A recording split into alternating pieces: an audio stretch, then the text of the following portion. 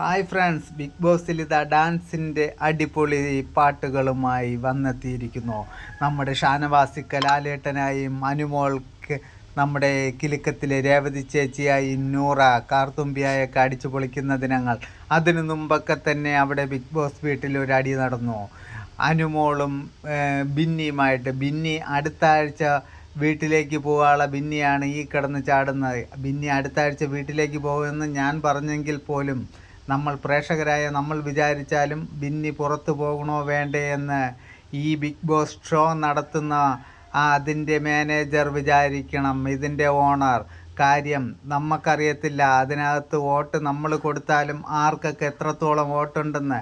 ഇതൊന്നും നമ്മളെ കാണിക്കുന്നില്ല. അല്ലെങ്കിൽ ആഴ്ചയിൽ പ്രേക്ഷകരായ നമ്മളെ കാണിക്കണം. ഇത്ര പേർക്ക് ഇത്ര വോട്ട്, ഇതിൽ നിന്ന് വോട്ട് കുറഞ്ഞ ഒരാളെയാണ് ഔട്ടാക്കണമെന്ന് വ്യക്തമാക്കണം. അത് ഇതുവരെയും ചെയ്തിട്ടില്ല. ഇതിനകത്ത് ഇവർക്ക് ഒത്തിരി പരിപാടിയും തട്ടിപ്പും തരികടകളും ഉണ്ടെന്നാണ് നമുക്കതിൽ നിന്ന് മനസ്സിലാക്കേണ്ട.